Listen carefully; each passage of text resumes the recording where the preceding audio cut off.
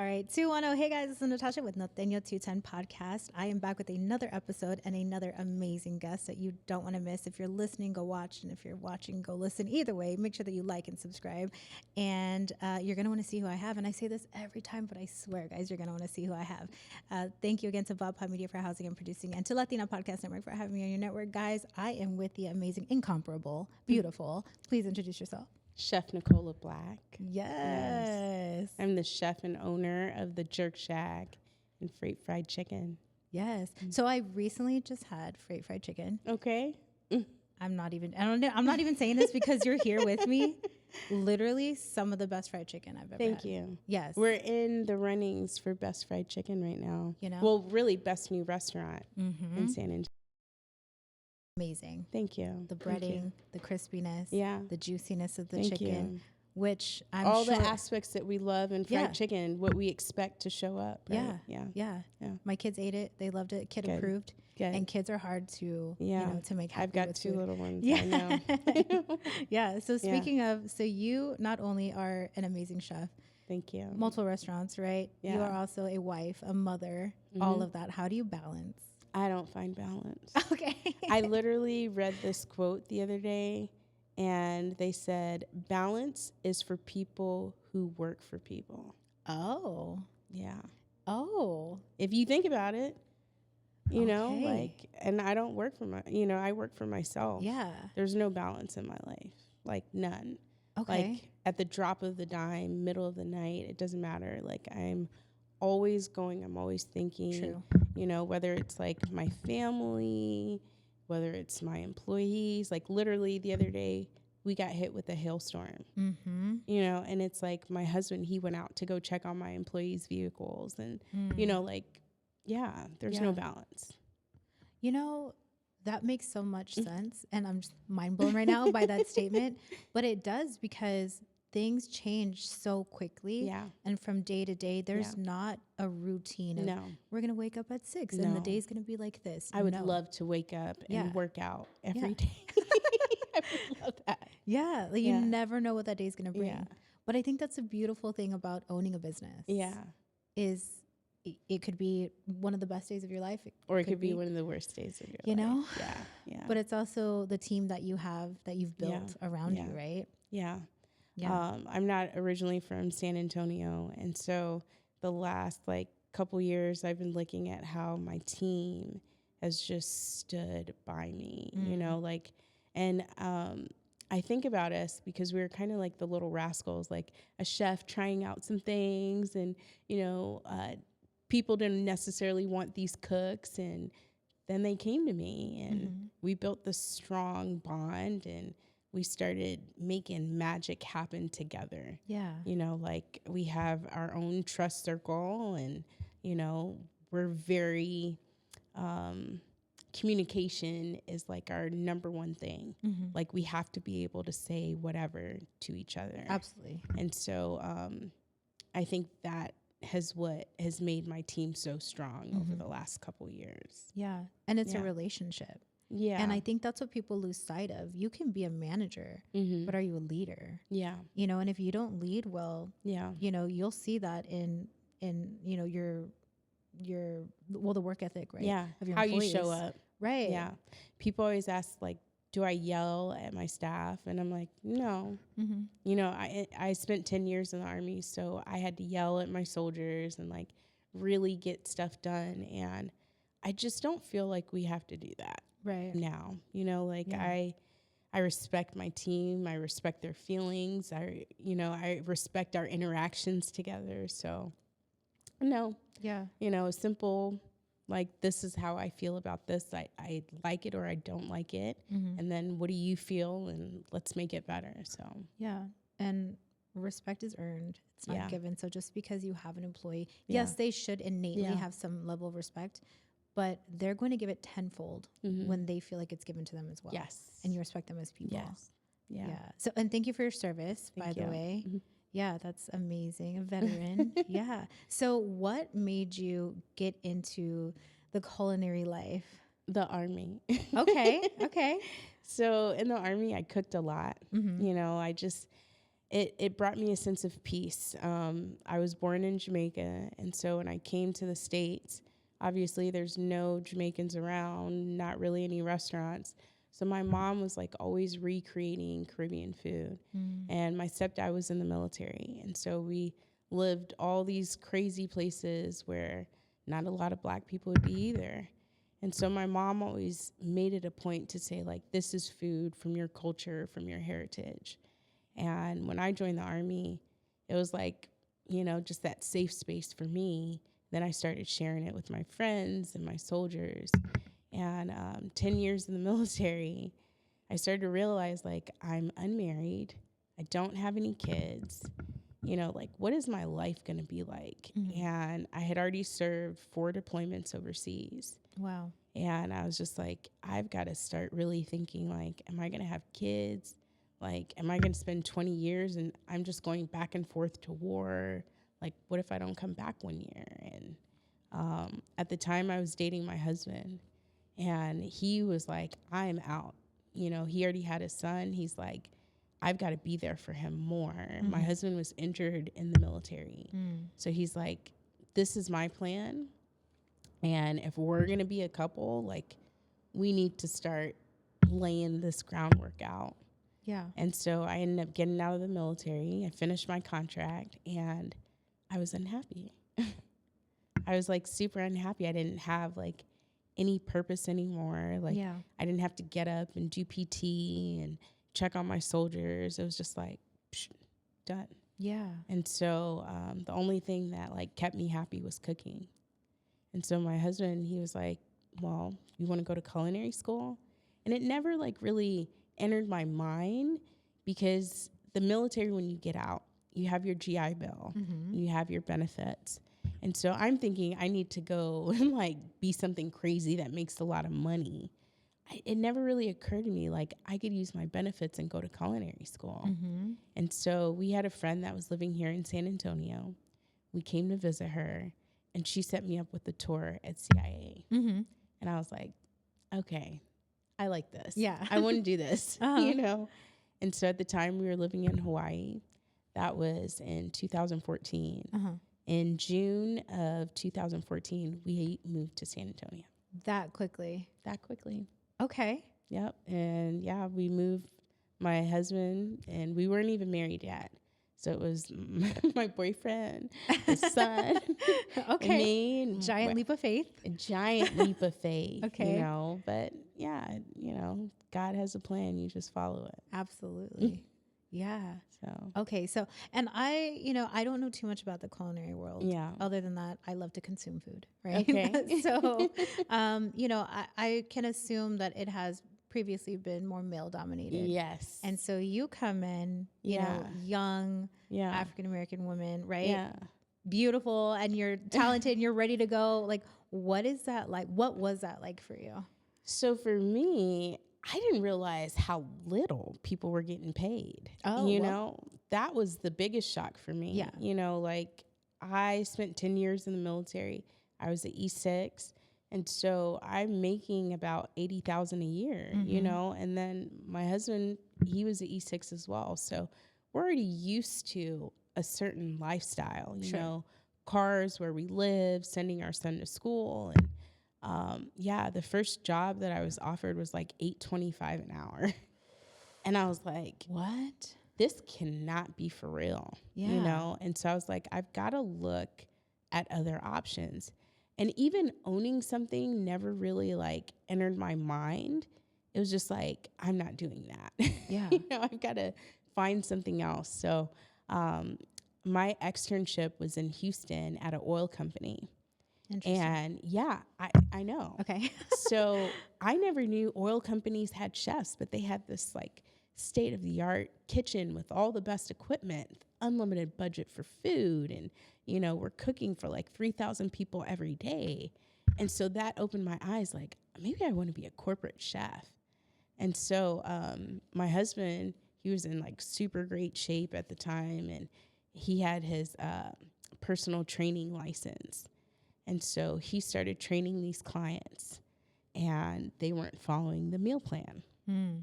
So he says, babe, you need some practice for school.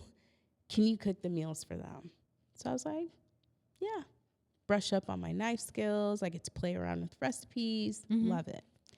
And so the food was so good to these clients, they started referring me. Okay. And so now it's like, okay, we need to form this into a business. Yeah. So I opened my meal prep company while I was in school. From those meal prep clients, I started getting catering gigs. And then one of those clients was like, you need to get certified with the city, and then you can get contracts and stuff. So now I'm catering for the city. All of this while I'm still in school. Wow. Yeah. And then I got a phone call from this lady, and she's like, I'm pregnant, and my husband's in the NBA, and would you be our chef? Oh, wow. And that's where it started. Literally. Wow. Yeah. That's wild. And the referrals kept going and going. And so that was from like 2015 to 2017. All of that. All of that. That's insane. That's how you know you're in the right place too. Like yeah, God was like, hold like, on, I got you. Yeah. And it felt good. And I was like, okay, you know, like this feels right. Yeah. And so 2017, my dad calls me, my aunt dies. And so one of the promises that I made to my dad is, now that I'm out of the military, I'm going to be there more. You don't have to worry, you know? Yeah. And so he's like, my sister died. None of your siblings can come back to Jamaica with me. Will you come with me? And I said, yes. And so I get to Jamaica, and I don't know if it was just from like me cooking all these different types of foods, but like you're tasting flavors that you just never realized you tasted in food before. Yeah. So it's almost like my taste buds were like awakened in Jamaica, and I was eating jerk chicken, and I was like, man, this is like extremely good. Yeah. This is not like the regular good, but you know, like I can really taste it. And in Jamaica, I had this dream, and it was from my aunt, who I barely saw my whole life. Like I hadn't seen her in years. And she tells me that I'm not living to my fullest potential. Oh, wow. And I still don't know what that means. Yeah. But that's what she says. You know, I shared the dream with my dad, and he's like, what do you think it means? And I was like, I don't know. But she says I'm not living to my fullest potential. Yeah. And so at the time, I was catering out of this kitchen on the far west side. And they shut me down when I came back. They said, Chef, we have to terminate the lease because we have electrical problems in the building. Yeah. And so, you know, like, we don't care what you got going on. We have to stop this. Oh, wow. And so that was like October-ish of 2017. And I was already catering for the city. And I had some contracts that were coming due for the holidays and stuff. So I'm in this panic. Yeah. And I remember like my husband and I driving around all night looking for spaces that I could rent.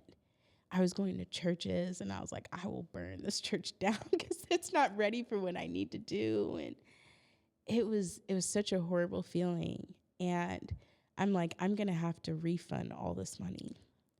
Like, this is the end of me. Yeah. And I remember like opening up Craigslist, which nobody looks at Craigslist. Yeah. But I did this night, and I saw this space for rent, and I was like, okay, let's just go drive by it. And my husband, he gets in the car, he drives me over there, and I was like, I think this can work. And I sent a message through Craigslist to the landlord, no response. And so for days and days, I'm refreshing the ad. And then I see the ad updated with a phone number. And so I call. And the guy, he's not even in San Antonio. He's like, this is my space, but, you know, I'm in California, and I'm not coming back for months. And when I come back, we could talk about it. And I was just like, look, I explained to him the situation, and I was like, I've got to figure this out. Yeah. And if you can, like, figure out a way that we can make this work, like, I'm truly grateful. And we ended up making it work. And so now I've got a location that I'm paying way more than I'm used to paying for. And I signed a 3-year lease. Girl. I know. Okay. And so I was like, man, God, like, I'm really asking, like, what do I do next? Like, catering is like this, and meal prep was pretty steady. It paid for our life, but I'm talking like a whole nother set of bills now, right? You know? Yeah. And I get another dream from your aunt. No, oh, just a dream. Okay. And the building is the Jerk Shack. And so I was like, okay, that's what I need to do. I need to be selling jerk chicken here in San Antonio. Wild. Yeah. And so my goal, that was like December. My goal was like to open up in April because we had so many things to do, like to get the building ready. And yeah, since I'm not from San Antonio, I wasn't familiar with Fiesta. Yes. And so I had some people, they're like, you can't open during Fiesta. Yeah. Like nobody's going to come to your opening. And I was like, what? I was like, this jerk chicken, like, they're like, nobody's going to come. Everyone's at Fiesta. Yeah. You need to wait. Yeah. And I'm like, I don't know if I'm going to be able to pay the rent again. You know? Yeah. And so we ended up pushing the opening. And the crazy part about pushing the opening, I didn't have any press with my original planned date. Right before we opened, David Elder came, San Antonio Express News came.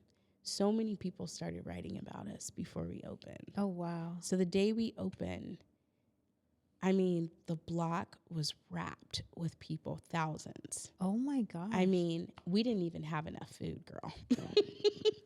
I think we only served like 100 people. Oh, my gosh. And I couldn't believe it. Yeah. I couldn't believe it. And we're not from San Antonio, but the city, it showed out in a way that was just like unbelievable. Yeah. But again, that's where you're meant to be. That's what you're meant to be doing. And that's why it's so not effortless, a ton of work. And I'm sure blood, sweat, and tears go into that, right? But the fact that you had that much support before even opening. I know. And still today. So like I call everyone who is like there with me from day one, I call them my founders because they saw me like working so hard. Like I was doing 90% of the cooking every day, the shopping, the marketing, all that stuff. And they were so supportive, like forever grateful. That's amazing. And so now, what are the plans now? So we ended up moving from that location in 2021. We opened the new Jerk Shack in 2022. And I just wanted, I kept trying to create a space that represented the original location, but brought elements that I knew that the original location needed. One of them, indoor seating. The original location was so hot. We had flies all the time, bees, all kinds of stuff. Yeah. And so I was like, I won't be doing a location that has more outdoor seating than indoor seating. Right. And so, we have AC now. We're open longer. We kept running out of food every day. Wow. And most people thought like, oh, she's not prepping enough. No, I don't have any more refrigeration. I don't have any more space to put food. Yeah. And like people, people think that people come and buy one plate. No, they come and they're like, oh, I want this and I want that. It's only so much room that we have. And so, we have a bigger kitchen. We have more storage space to like hold more chicken and proteins and stuff. And so and I wanted it to just be faster. Yeah. And so, I grew my team and it's been good. It's been really good. And so then I also have Freight Fried Chicken. Yes. And so Freight, And back in 2022, Jerk Shack was listed as one of the best fried chicken restaurants in America. And so I know. and the crazy part about it, we were the only Caribbean restaurant on that list. Wow. And so fried chicken for me, the reason why I was on Jerk Shack's menu, so we used to do these jerk fried chicken wings at the original Jerk Shack, and they were a pain. People loved them, but we only had one fryer. And it was like the death of me sometimes. Yeah. And so, you know, like the wait would be like an hour on wings. And I was just like, I don't want to go down this road again. So I invested in multiple fryers, but also I was like, I'm not playing around with the wings anymore. I'm only going to do fried chicken, just a good fried chicken that people in the neighborhood can come and enjoy. So we scrapped the jerk and just came up with a really good recipe. It ended up hitting this list. So I'm like, this is the first year that we're doing our fried chicken and we hit the list. Yeah. And so at the time I had a second restaurant. It was called Me Roti. And we were focused on just showing another side of Caribbean food. So we did wraps and bowls and still with like jerk chicken and lamb and stuff. And I thought it was really good. A lot of people thought it was really good. It didn't generate enough income. For being at the Pearl, it just wasn't enough people coming to eat it. And so it gave me the idea that the space needs something that attracts people naturally. Right. Like it doesn't need any explanation. And so I was like, you know what? I think I'm going to create a fried chicken restaurant. And so I came up with the menu. I pitched it to the Pearl. They loved it. They're like, tastes great. Yeah. This could definitely work here. And again, like, I don't know, I get these like revelations or dreams or whatever, and it just didn't sit well with me. Like, I'm excited about the concept. Yeah. But like deep down inside, I'm not happy. And I was like, people are only going to see me as a Black woman frying chicken. Oh. Yeah. Okay. And then it's like fried chicken and biscuits and watermelon. And, sure, yeah. And I was like, I don't want to be seen as that. Right. You know? And so, you know, I prayed like, help me find a reason to make this happen, but like I feel good inside. Yeah. And so it led me to start researching the history of fried chicken. Where did it come from? Who started it? Like, you know, what areas? And, you know, the Egyptians actually were frying chicken first. So, interesting. Yeah. Okay, I didn't know that. So anyways, I came across this story about these women in Gordonsville, Virginia, and they would fry chicken and they would walk for miles carrying this fried chicken and selling it to train travelers. Trains that they couldn't ride on. Yeah. And so their husbands, you know, could have been sold off into slavery. They could have been working in the war. No one knows. But these women called waiter carriers, they had to like, you know, create income for their families to support. So frying fried chicken was the way. And so I started, you know, just reading more about them. And I realized they were like me. You know, like when I entered San Antonio, I just wanted a way to like share my food and create a way for my family. You know, being that I'm the first generation here, I don't have a trust fund or anything coming to me. Yeah. It's like I have to create it for me and I have to create it for my kids. And I don't look like everyone else. And I have to like push past that and like show my product. Yeah. And that's what those women did. And I fell in love with the story. And I was like, I'm going to lead with the story, not just for myself, but to like show that these women through the train system basically spread fried chicken across America. Yeah. They didn't care that they couldn't ride on these trains. They wanted people to eat this fried chicken. Yeah. you know, and yeah, today, still to today, Gordonsville, Virginia, where this story is from, is fried chicken capital of the world. Interesting. Yeah. I love that story, Yeah. but also that you dug deeper into that because you Yeah. didn't want to just be. I didn't Fried want to chicken, be, yeah, I didn't want people to just like resonate me with like the stigma. Right. You know, there's Yeah. a lot of bad stories Mhm. around Black women and fried chicken, and you know, there's another story where there was this guy. He was played to like, you know, dress up and be goofy and sell fried chicken, and someone created a whole restaurant around this Black guy. And Mhm. you know, it's stories like that. It's like, no, there's got to be some positive ones that we can shine on today.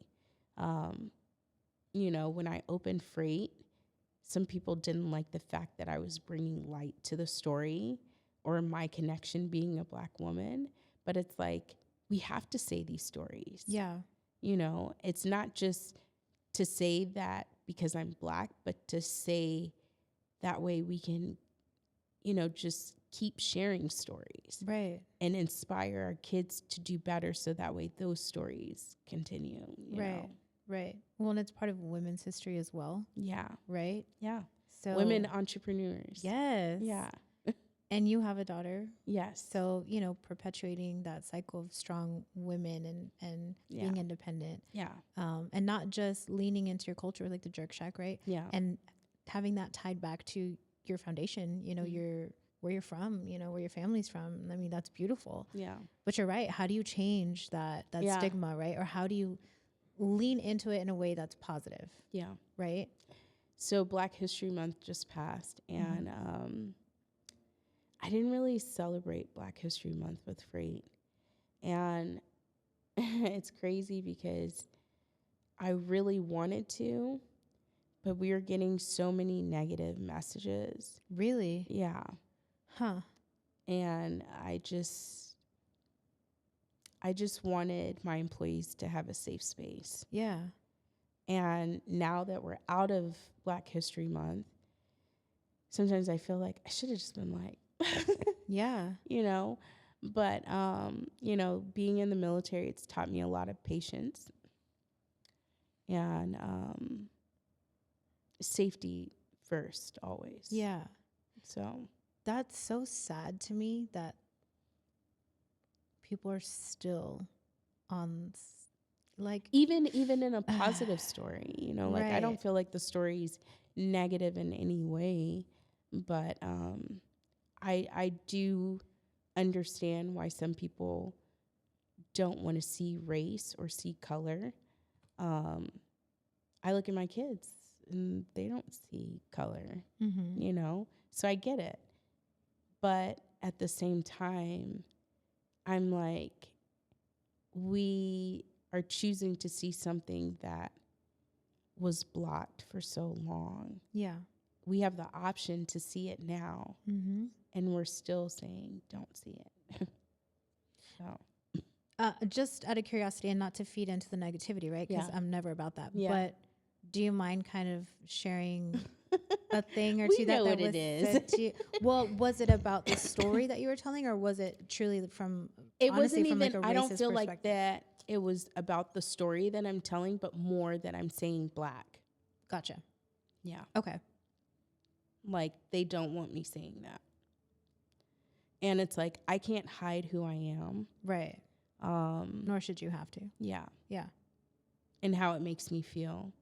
And I look at it like so many things. Like, Italians, we know what race they mainly are, and they get to say it and they get to feel it. And I don't necessarily want to like always say it, but stories like this are important to me. Yeah. They're important for my kids to know, and yeah. Right. It's culture. Yeah. Can't erase that. Can't erase Can't it. erase DNA. Yeah. Right. It's who we are. So why not? Why not talk about it and not just the good things? Yeah. Something. I mean, yours is a good story, right? And you know the freight and all of that, and those women entrepreneurs and Yeah. that history behind that. That's positive, but it's not always positive. No. History is very ugly. History is very ugly. Even in business, it's very ugly. Yeah. Like,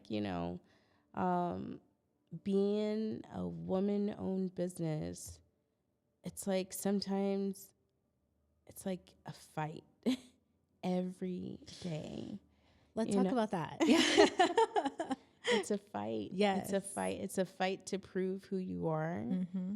I can't even name all the times that my husband's standing next to me and people just assume that he's the chef. Mm-hmm. He's the owner. He's the creative brains behind it. Mm-hmm. Not saying he doesn't help me, because my husband helps me a lot. Sure. But, yeah, it's like, when do we get away from that?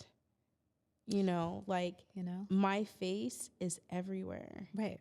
But you would be surprised how many blank stares that I get, Mm-hmm. until they realize who I am. And then Mm-hmm. it's like a totally different face. Yeah. And it's really crappy. Mm-hmm.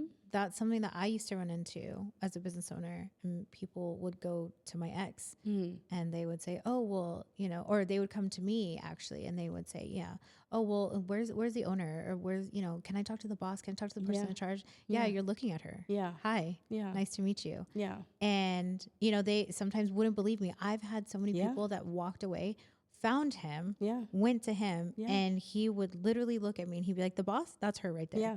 Yeah. You want to talk to... Sometimes I work the register. Yeah. And it's so funny because, especially at Jerk Shack, my pictures are all on the walls.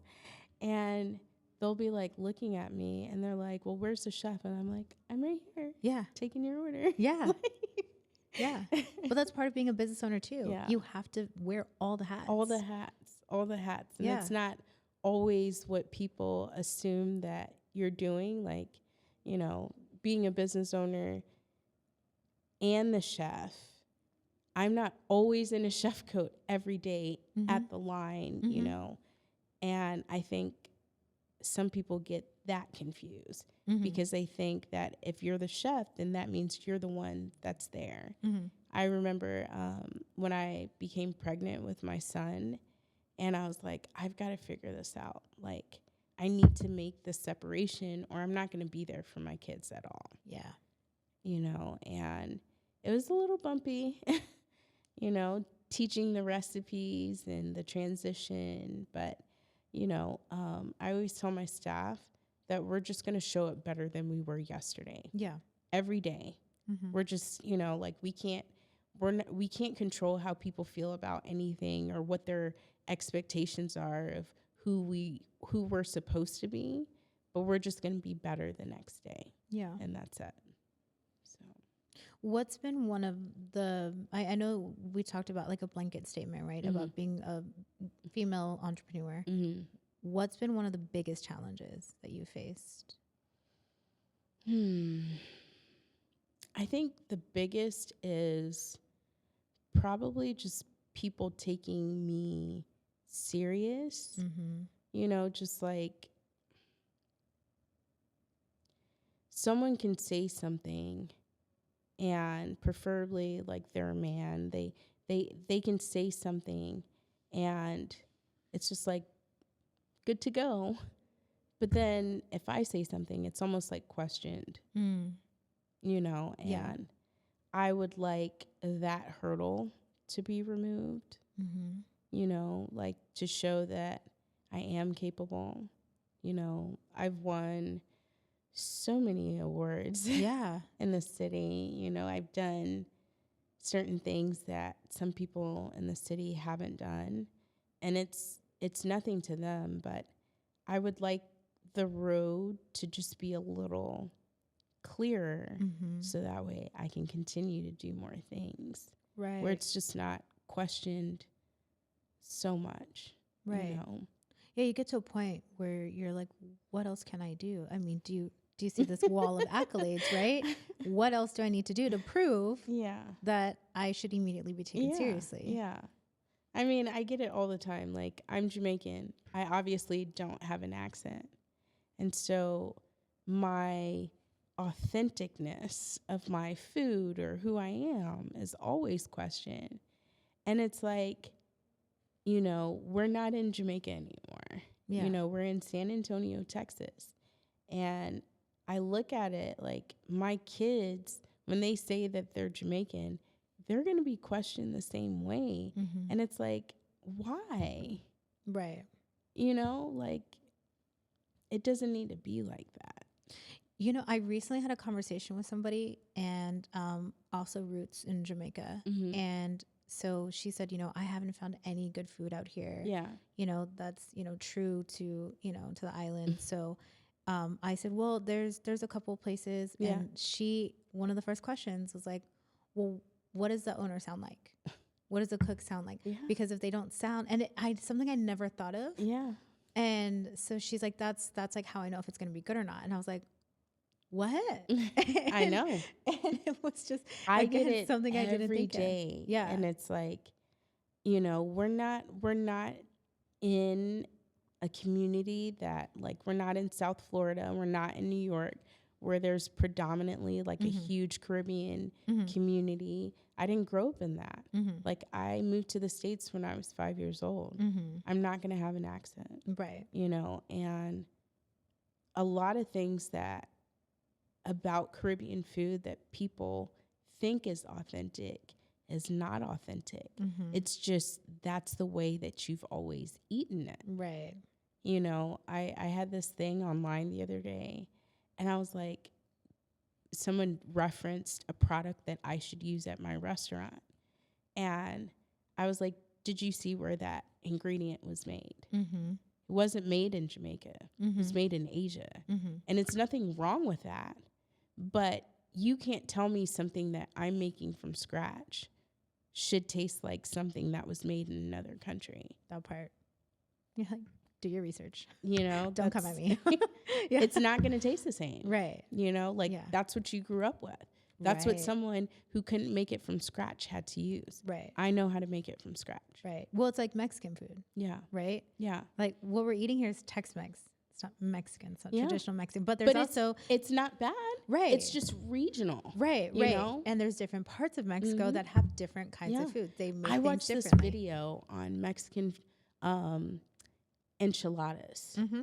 And it was like, if it's made like this in a tomato sauce, or if it's made like this, it's from here. And if it's made like, and it went through like 15 different ways, different enchiladas are made in the regions.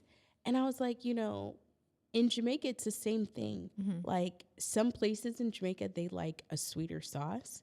And then like where I'm from in Jamaica, they like stuff spicy. They even like cut up peppers and put it on top. You know? Yeah. But then, you know, it's just different. Right. You know, but I feel like they try to group things into like one bubble, kind of like women.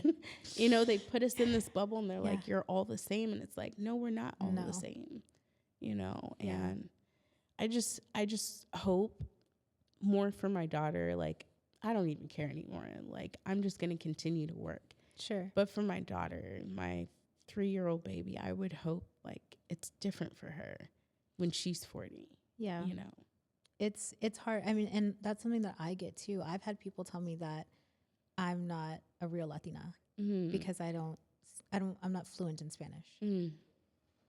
Again, you can't take away my DNA. Yeah. Right. So no, I'm not less Latina. And what's your everyday language? Right. English. And so but also that goes back to the history in San Antonio where my mother growing up was hit if she spoke Spanish. So my grandmother stopped teaching them Spanish. Same. So that's just a huge part of being a San Antonio native. Yeah. Right. Yeah. And so unless you know the history, then you don't fully understand. But that doesn't make me less of my culture, doesn't make me less Latina, right? So running into it, and it's Latinas against Latinas, right? Like, you're not real. What? Yeah. Like how does that make me? Right. And then it's like, I was actually born in Jamaica. Yeah. You know, like, how are you going to tell me, like, because I don't have an accent? Like, that's wild. Yeah. Yeah. See, and I wasn't born in Mexico, so I'm not Mexican. Right. And so then there's that whole battle, right? Yeah. So, but I get it. Yeah. And it's, you know, like sometimes it'd be our own people. And I'm like, stop, guys. Like, do. we need to come together. It do. Yeah. Yeah. I wish we did. I mean, I hope we do. Yeah.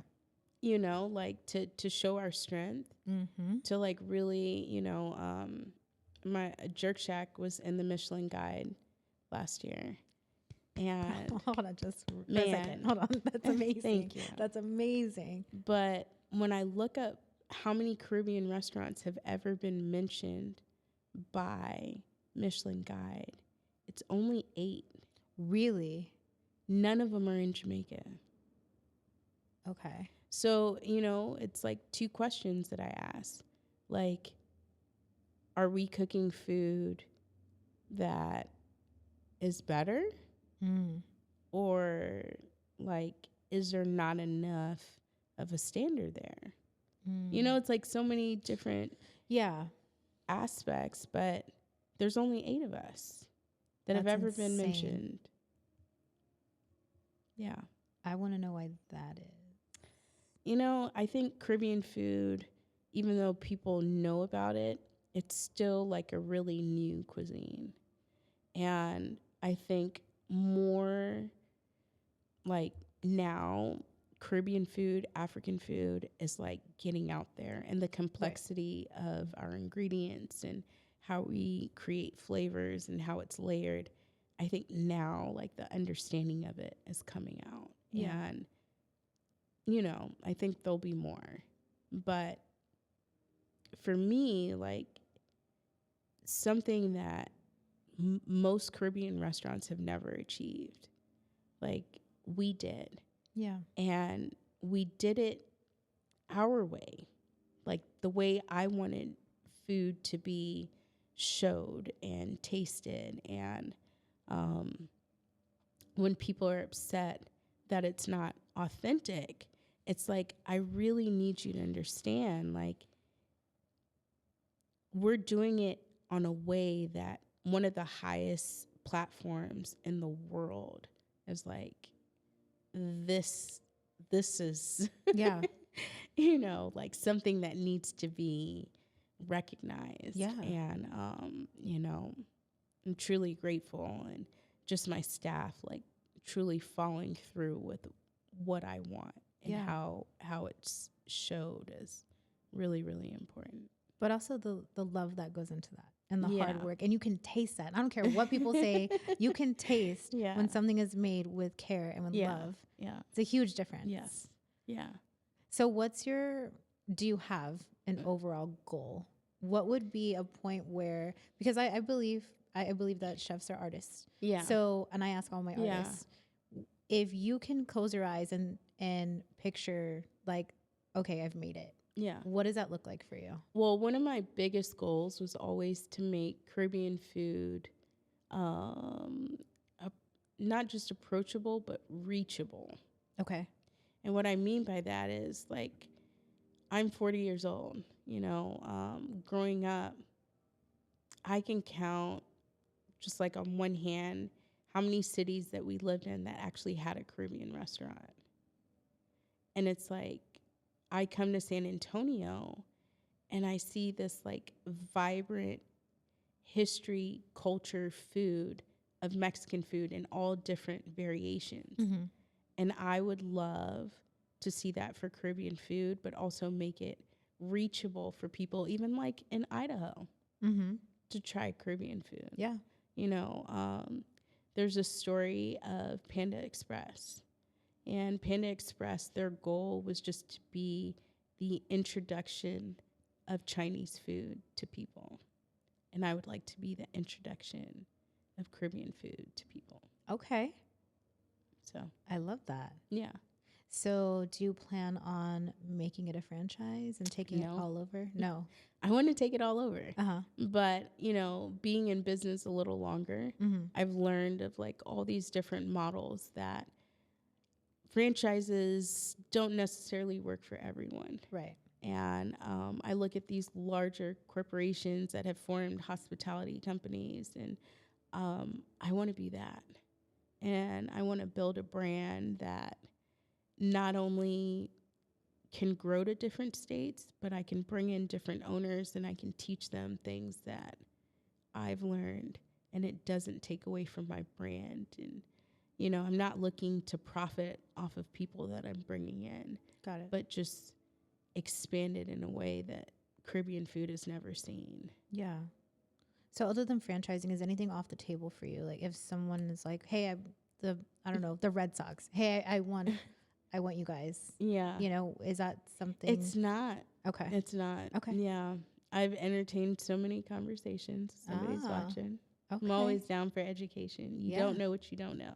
Absolutely. Oh, absolutely. I say that all the time. You don't know what you don't know. No, yeah, true. Yeah. Someone had said, like, you know, I did this without school and education and all this kind of stuff. And it's like, you know, you just never stop learning. Mm-hmm. You know, like I was a great cook before culinary school. Right.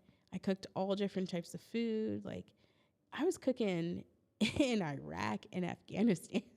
Yeah. And I wanted to learn how to make their foot bread, you know, like crazy stuff. Yeah. But it's just like, you just don't know what you don't know, you know? Mm-hmm. And I don't take any conversation for granted. Like I'm always soaking in the nuggets. Yeah. You know? Absolutely. Yeah. Yeah. That's amazing. I love that. So do you want your children to follow in your footsteps? My husband and I, we always talk about this. I hope that I'm building something strong enough for them to lean back on, but not something that they need to stop their dreams or vision to run. You know, like I hope that I've built this strong enough to where like it's being ran by a board and they do have executive decisions, but they don't need to be doing what mama's doing. Gotcha. You know, I want them to like live their dreams. Like my son right now, he's turning 5 and he's obsessed with cars. Okay. Like he wants to be a race car driver. Okay. And at first, you know, like when we were younger, like you said some stuff like that to your parents, they'd be like, oh no, like you need to get in school, you need to be focused. Yeah. But it's like, I've learned so much in life that there's so many different possibilities. Like if you'd have told me like I could do this as a chef and not just like the school lunch chef or like, you know, like, like there's endless possibilities. Like I'm about to have my restaurant in the airport, you know, Amazing. and as a child, you just see a restaurant in the airport. Yeah. You're not understanding like that's millions of people seeing your brand and eating your brand every day. Yeah. That's going to lead you to other places. Yeah. You know what I'm saying? And so it's like, if he wants to be a race car driver, that's fine. Yeah. Let him. like, let's do it. Let's go be the best race car driver in the world. And my daughter, like, she's so smart. Like my son, you're like, you're not going to, you know, play with your cars. But my daughter, I'm like, go practice your name. And she's like, Cypress. Like she loves that kind of stuff. She's like absolutely one of the smartest 3-year-olds, and she's very technical. Like she literally asked me what I'm doing for work today because I wasn't in my chef coat. So she's like, she's like, what's going on? I was like, I have meetings today. I love that. Yeah. And they're learning from you and they're looking up to you. They're learning. Yeah. I love it. Yeah, my daughter, she's like, I want to be a singer. I want to be, she's watching America's Got Talent. Yeah. And she was like, I want to be on that stage. I said, then you will be. Yeah. We'll get like, let's learn. Yeah. Like, what are they doing? What are they singing? Like, what notes are they hitting? Like, let's really learn about this. Because I think growing up, it was like, no, you need to be a doctor. You need to be a lawyer. And there's so many jobs in between. Oh, yeah. You know, and I feel like we need to get to that. Yeah. You know, like YouTube stars are making. Absolutely. Yeah. Oh, she wants to be on YouTube as well. And I'm like, you know, well, mommy's a content creator kind of, you know, you know, I can teach you some things. Yeah. But, you know, I remember my mom when I was like, I don't know, 4 or 5. And she was like, tell everyone you want to be a cardiologist. I didn't even know what a cardiologist was. Yeah. But people asked me and, you know, they were so impressed. And I'm like, sure. Yeah. Which I now have my doctorate degree. So, but not a cardiologist. But yeah, I mean, but setting that precedent, and I think it was a good thing, but a bad thing, right? Yeah. It was like, you're going to be this, but it also pushed me to not be less. Yeah. If that makes sense. Yeah. Like, so still doing what I love. Yeah. But not forcing me to be in something that I just didn't want to do. So. Yeah. But I think that's what we do for our kids, right? Yep. But as long as we support them, we love them, and we're there. And get down to it. Yeah. You know, like if this is what we're going to do, then like, let's do it. Let's learn the full facts of it and really figure out like, why is this person so great? Like, what are they studying? What are they doing? You know, how are they training? Like, I think it's so important. Yeah. But also not putting, not just ourselves, but our children into boxes, right? Yep. And so I tell my kids, you can do all the things. You can have 10 different careers, 10 different jobs, learn 10 different languages. Yep. Whatever makes you happy. And I tell them, as long as you're not hurting yourself, somebody else, and you're happy, I'm happy. Yeah. I don't care if you go to school or not. Yeah. As long as you love your life. Making the world better. Yeah. That's it. Yeah. That's all that I could wish for. Yeah. So yeah. That's awesome. I love that. Yeah. And huge congratulations on everything. I mean, the sky's the limit, or there is no limit for you, honestly. No limits until God tells me I can't. Absolutely, which won't happen because I think you're on the right path. I hope not. You're There's some wood right here. Yes, yeah. No, you're on the path that you were meant to. Yeah, yeah. So yeah, I look at like my life so I just crossed over. I'm in my I got out in 2013, so I'm at like 12 years now out of the military. And I just remember that feeling like, what's it going to be like? You know, like, yeah. And I look back now and I'm like, okay, this was really meant to be. Like, I was really meant to get out. Yeah. Yeah. This is what you're meant to do. So that's why you're so successful. Yeah. Yeah. And just kind of like listening to like what's on my mind, what's on my heart, following that. It's weird how like you get these visions, these revelations, you know, and conversations with people that like literally spark something that takes you down a rabbit hole. And yeah. And in the best way possible. In the best way possible. Yeah. That's amazing. Do you have anything you want to say to family, friends, fans? I love my family. I love my husband. My husband is, man, he's my rock. Yeah. I couldn't have asked for someone so humble and patient that does not mind like me being in the spotlight or me doing, you know, some men have ego issues and my husband is not one of those. A lot of them do. Yeah. Yeah. My husband is not one of those. Like,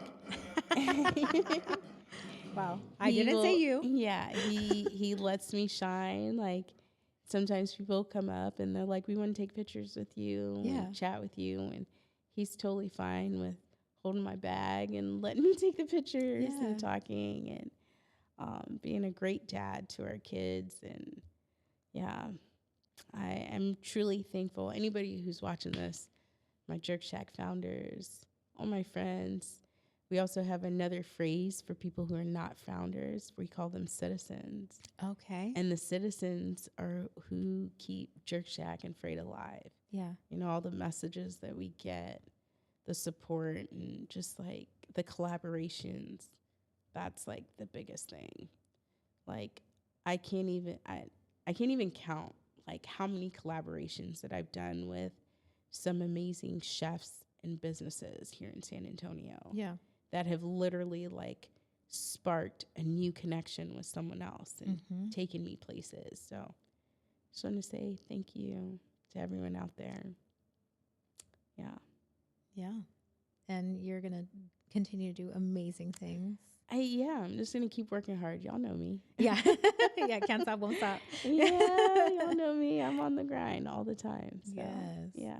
Thank you so much for being here. Thank you. I really appreciate it. It was amazing to meet you.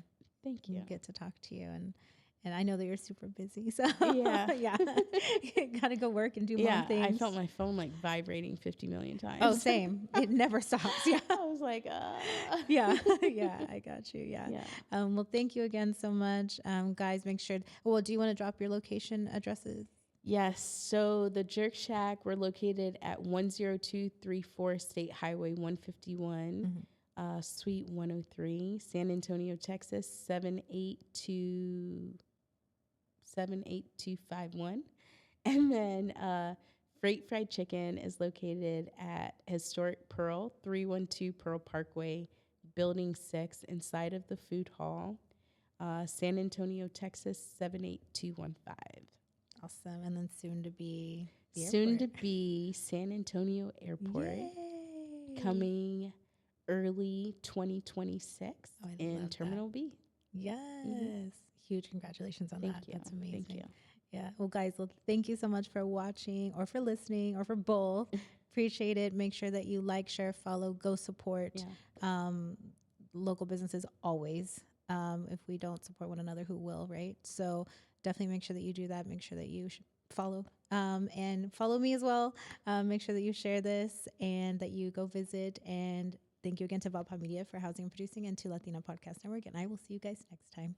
Yeah. Bye.